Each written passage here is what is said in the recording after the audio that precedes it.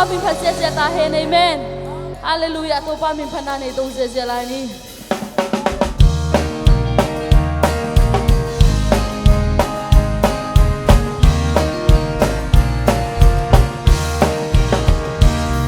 Lê lê biang sắc pa xian ni lê ka biang sắc pa ka nun tang na hong bol ka pa xian ni tang lê qua tu hong ya tuk xiang i nan hong la sao na bang liên na kong hong ka pa xian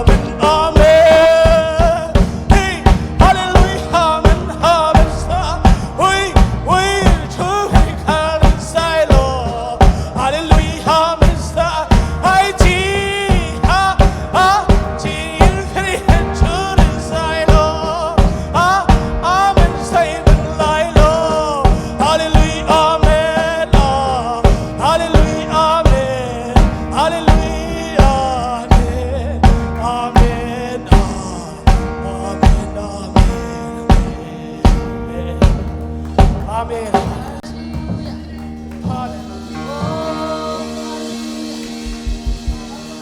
Tuang này đâu pha tung lung đam lo, tuang bol persen tung lung đam lo hang. Amen. Tu ni chang lo tu pang kem nate. Oh tu pha tung akat beki kau lai ni, tu pha nang manong pinahangin wang ni sini beka akat beki kau nane lai ni. Oh Jesu ya hia, Jesu tuang bol pa hia. Aman ay teng lu sengay hello ni. Ay te akat beki iham sana hangin, ama mangil ipay san hangin. Tua Jesu long tai san ngay hello. Tuang bol pa van le piang sak pa.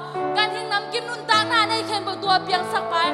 Ay ang piang sak pa nong nung sengay lo a. Ay ang akat beki nun ta na tua imangil sela. Ay hizong dunia ki pani. Jesu nang ma kong kom dinga. Kong kha suang ay kay dinga. Nang manong ina ki khen ni lo yin china tua. Oh hila tung tung ni akat beki am na long mai ko di. Van tung le noya o nun tang na nei kem pel apiang sak to pa anung ta pasya sam na teng ki chin na day na teng kim na kong biak pasya hong jing hong kem den to ba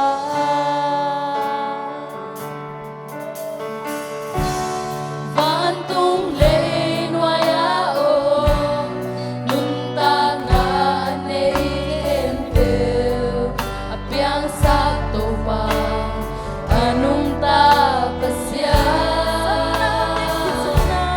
sam na teng ki chin na day na teng kim na kong biak pasya hong jing hong kem den to ba